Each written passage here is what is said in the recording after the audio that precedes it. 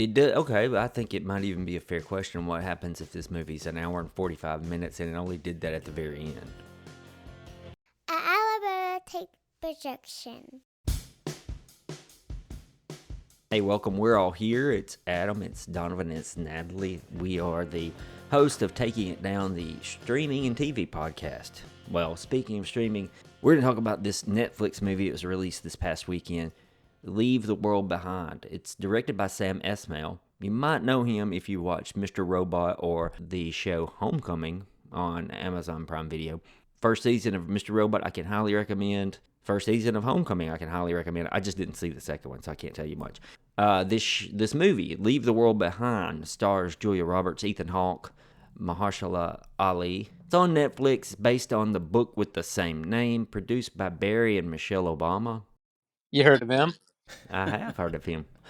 He has really had an interesting trajectory for careers, hasn't he? I mean, there's only one way to go from being president, I guess. Make movies, produce movies. Do you think his kid got him that job? Well, he probably got the job for his kid. Isn't that the case? Probably to put her in some screenwriting positions. I think Lena Dunham did that, actually. Okay, well, he might have. Yeah, could be either or. What a leftist hellscape we live in. Let's talk about that. I'm just kidding. I'm just trying. That sentence was, oh, did Barack Obama get a job at Netflix so that his daughter could be a screenwriter? No, Lena Dunham did that. Also, Donald Trump was president for 4 years, and there was a pandemic. It's like, what the hell is going on? I mean, this movie taps into some of that shit, right? Yeah. Okay, let's get into it. Before we spoil anything, I'm going to tell everyone who's listening, this is a train wreck of an episode, and I hope you're on board. This movie... I thought you were going to say it was a train wreck of a movie. No, I fucking loved this movie. Every scene, I was just... Gotta go. You didn't, did you? No, this was a terrible movie. But you continue. You had such lovely things to say. Here we go. I loved it. I loved it This for... just turned into a good episode. Yeah, this is a good episode. If Donovan's going to be the producer in this episode since he hasn't seen it, can this be like a shock jock radio thing and we give him a little soundboard? Yeah, do it. What do we got, Donovan? All I can think of is sound bites from Arrested Development. So Well, that's fine. Okay. The sound effects are fine. fine too. yeah, okay. I'll do it Yeah. myself.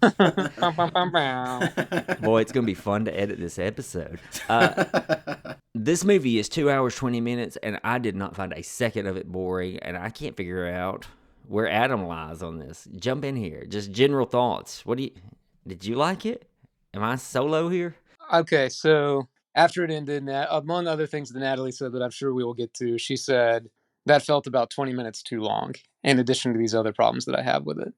I don't know that I would go 20. I do think it could have been cut a bit, but I agree with you that it was a very quick 220. I was just saying my problems with it are not that I felt that it was bloated or that it was too long. Just maybe there was a slightly sharper film in it with less time.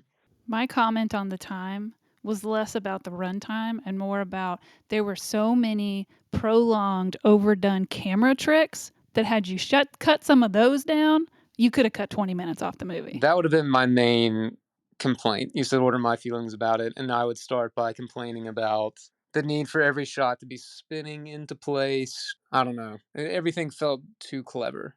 Like almost if you have to dress something up this much, are you telling me you don't have faith in the story that you're telling? That is a Sam Esmail signature.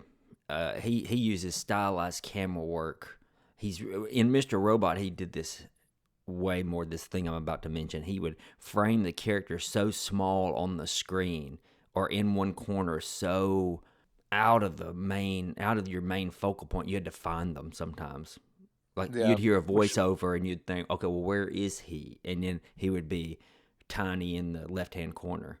Right. He broke a lot of rules. Like it got popular about 10 years ago they did it with Julia Roberts a lot, where she would be speaking to the left side of the screen, but also be on the left. Yep.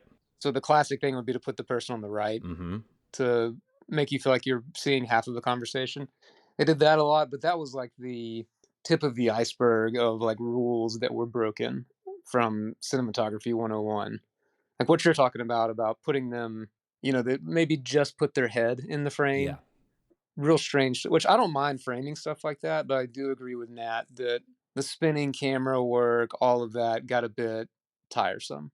But then there were also great shots, like early on when they're driving to the house, they go through the car and it's like a tracking shot, and then it goes from Julia Roberts to Ethan Hawke, past the kids in the back seat, and then out a closed window, which was really impressive. And it had these gentle glides from one point of view when he would do that. I think I love it. I even like the dizzying stuff. I can see that's a fair and valid point. If you can't get on board with it, I do not disagree with it. I did find myself wondering, God, what would this be like if I saw this in a theater and it did all these dizzying shots? It just got a little exhausting to me. I think I would have to leave. Yeah, I can see how people might have to leave, but I liked it. And I will say this too. I'll have to admit this. I watched half of it last night and then I got super tired. Not because of the movie, I just had a long day and not a lot of sleep the night before. And so I picked it back up this morning pretty early and I just loved it. I thought every bit of it was fascinating. I was going to recommend it. And I probably still will. It's just interesting that you guys had these different takes on it. I think that I was, as we were watching it, a lot more caught up in it than Natalie was. I don't know where that leaves me on how good a movie that I think it was, but I was pretty into it, and I could tell she was not. Gotcha. I think that's a valid way of viewing it. For those who know, we haven't even talked about really what it's about, and we'll do that without spoiling for a minute. We've got this upper crust Brooklyn couple who decide on spur of the moment, let's go get this Airbnb out on Long Island. Very nice, affluent. They take their two kids. One is 16, the other's 13, I think. The older one's a boy and the younger one's a girl. They go out to Long Island, and you get your typical leave the world behind kind of dystopian stuff beginning to happen while they're there. And one of the main things that happens is the owner of the house shows back up with his daughter. There's a lot of cat and mouse suspicion on are they really the owners or not, and it goes from there. I won't say much more. Based on a book, though, if you've read This and it. Barbarian are like Airbnb thrillers. Yeah, kind of. But this the this one emerging is genre. this one is like I thought about this too. That it's the very grounded, realistic kind of horror. Like, oh shit, that could definitely happen. Oh, what would happen if my cell phone really did lose service and my GPS doesn't work? Those kinds of things were happening in the movie. Let's just go ahead and get into spoilers, though. Just mark it right here in case anyone's listening. That's the takeaways. The first thing I'll bring up is not spoiler.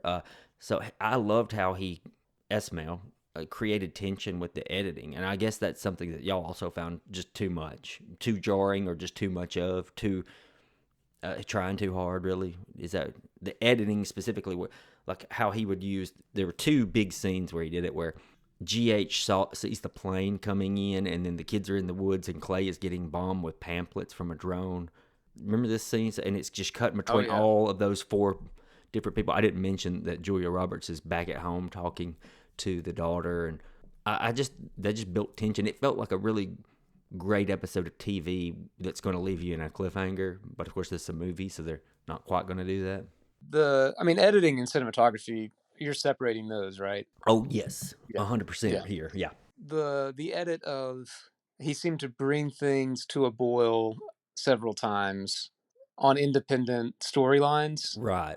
that all seem to be like you're kind of led to believe that all these things are happening in the same 30 seconds. Yeah, and they were. Yeah. I thought that was really good. It happens again at the end. It does. And it happens once more in the middle with the self-driving cars, because it cuts from that to some other things. You do wonder, like, how many times do you get to use that trick in one film? But it was effective.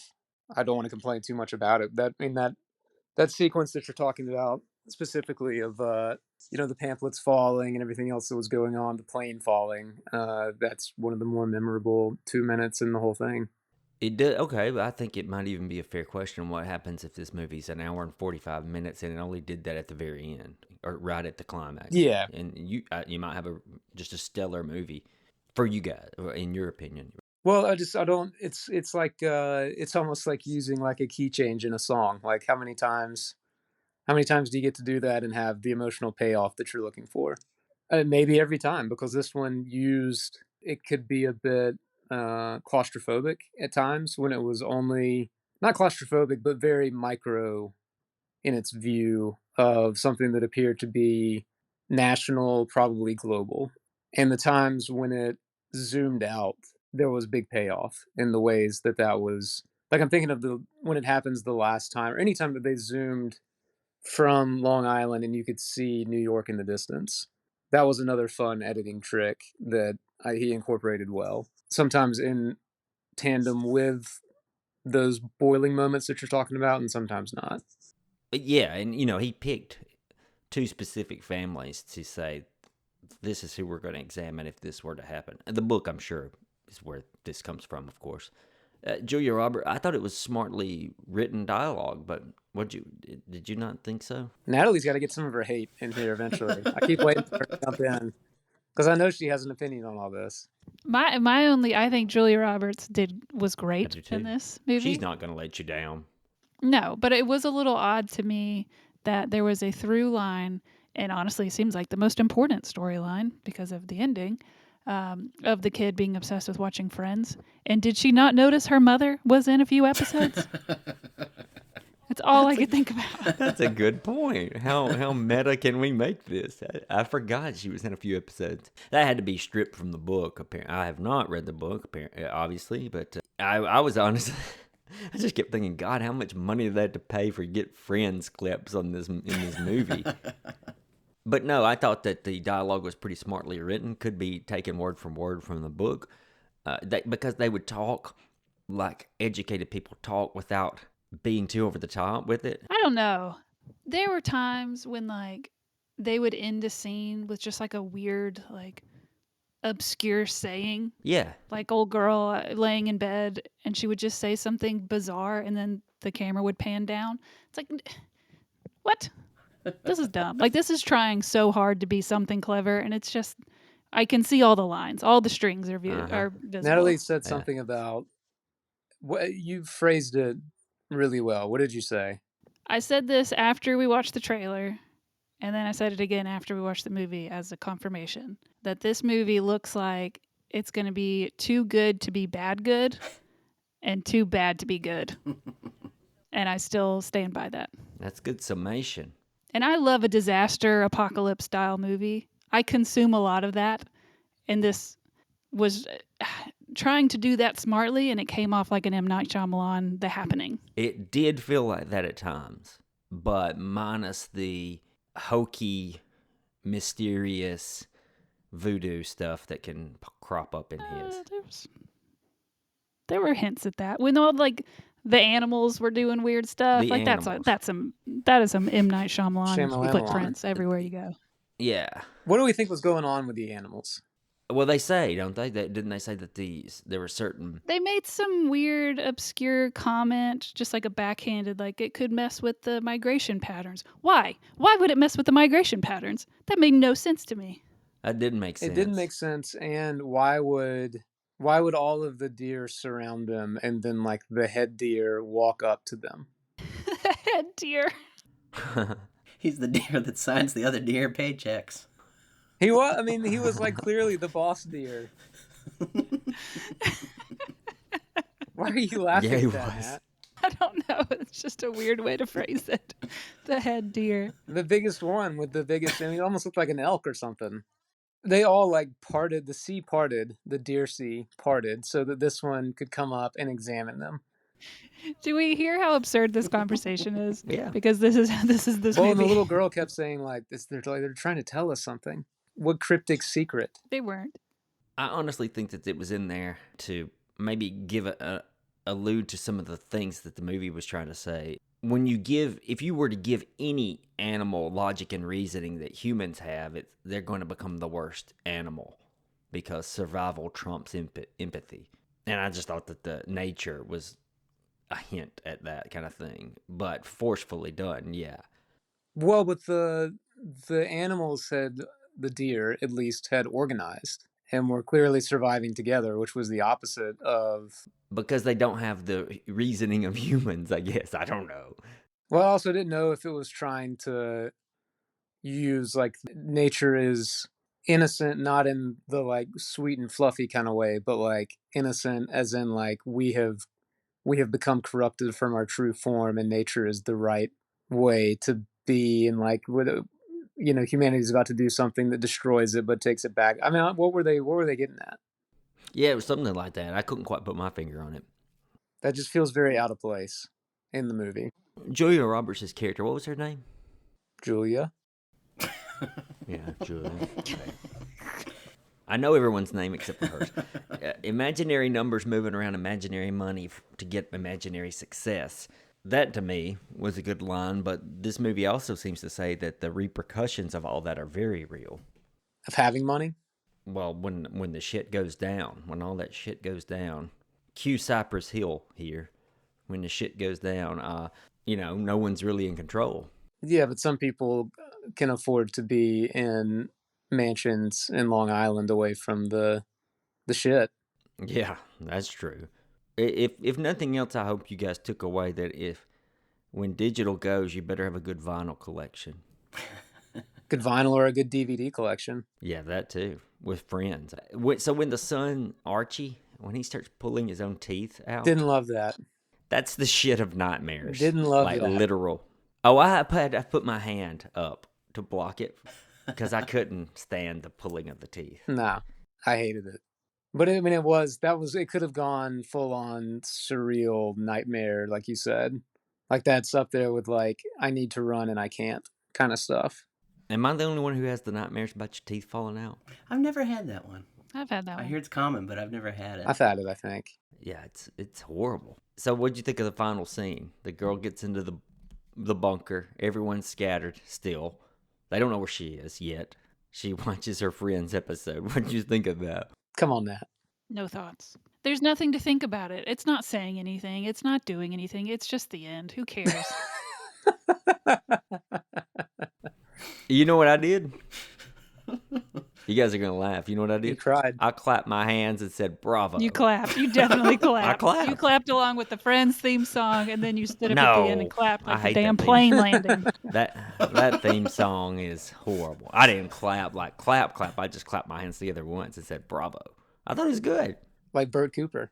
I stared dead faced at the screen.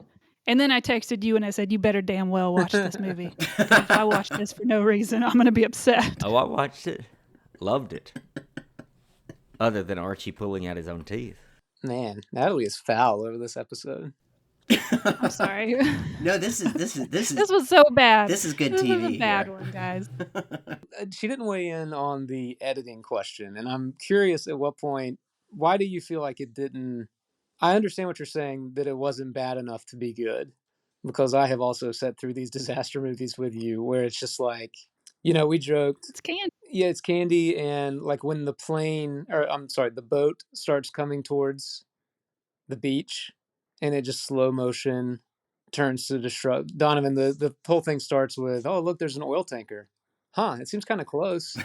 And then it just gets closer and closer and closer until they're all like, it's not going to stop. Uh-huh. And they have to run from an oil tanker that grounds itself on a public beach. I should love this movie That's comedy right there. based on that alone. It's a big boat. It was in the ocean. Oh, here's the thing. When this happens and The Rock is also on the screen, the visual is so big and exciting and over the top that you're like, I may not be scared right now, but this is so fun. Like, I love the sand blowing up everywhere, people screaming, and the whole deal. Plus, it's just And a this was big just like, boat. this is happening.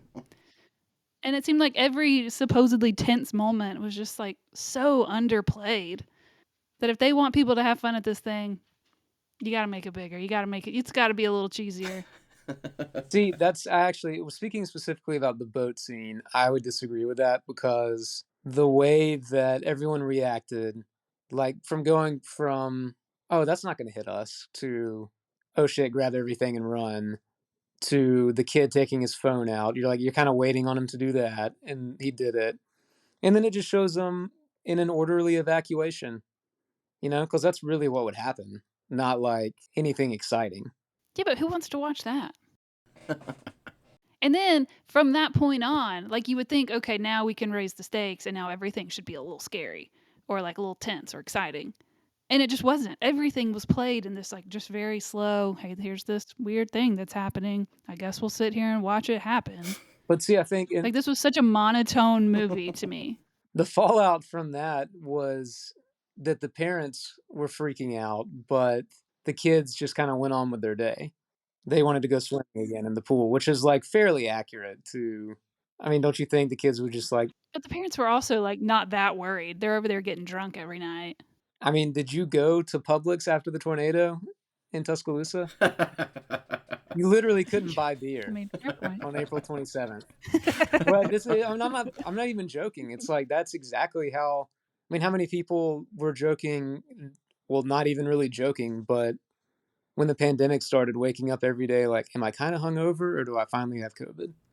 Like that is how people react You're right. to disasters and uncertainty. I guess this goes down to I'm not looking to watch TV to watch real life. I want escapism. Give me something big and dumb and But exciting. that's you're arguing against like the intentions of the movie. Yep, I am doing that. Yeah, I am. If you are going to put out a trailer that looks like a fun disaster apocalypse movie and then serve up I think you this, only thought it was I'm going to upset be a about it. fun My expectations disaster were not movie because met. you saw a big boat or something like that. You're right. Don't put that. And then here's my other beef. The entire trailer was you saw all those scenes in the first like 20 minutes of this movie. That's never. That's a good every sign. trailer now, though. And I don't know that you did. There were, I mean, we're deep in spoiler territory now. So the standoff between Mahershala Ali and Kevin Bacon when he finally shows up, there was some guns in the trailer, and Yeah, that I was guess. the climax. But like mostly like the big. That was the climax. Don't you think that was probably the climax? Because Yeah. that was, to me, that was the climax of what they were trying to say. Yeah. Because the slow building of trust, I thought a I thing that it did really well. I'm going to end up arguing with you and making myself like this movie. The slow way that the two families learn to trust each other and come together Right. is kind of beautifully done, I thought, because it was slow and all of a sudden you just can't really pinpoint when the switch happened. You just know that it did. That now they're in this together. And I thought that was great and well done and very true to life. And then they run up against this, let's assume some politics here, this libertarian hoarder nut job kind of guy who pulls a shotgun on people that he knows in times of crisis. And that newfound sense of camaraderie and we're in this together is immediately tested. And you see Mahershala Ali has been ready the whole time. Turns out he had a gun the whole time. So what does that really say about his interactions before? Yeah, I thought this was definitely like three points of view and motivations all clashing together. Because at that point, Mahershala Ali he's not doing it even for his kid or for himself. He's doing it for somebody he didn't know 48 hours ago. Right. He didn't have to do it at all. I think what I like the most is the story of when all the technologies fails, it's going to hurt even the richest. Not the richest of the rich, but like the affluent. Now, you couldn't tell this story with normal people, middle class or poor, because that would probably be more like the Kevin Bacon character, or a little closer to someone like that who might be a little bit more prepared, or the technology isn't as detrimental in some cases. I just really like the idea of people are fallible, right? And no one being there's this idea that no one's in control when this shit goes down, and that to me was kind of scary. Like, I often think when I go to the doctor, this guy's just a dude. He is not a god. What if he didn't read that chapter in doctor school? And I'm sitting here with, do you guys not have these thoughts? Like, oh, that's just a human.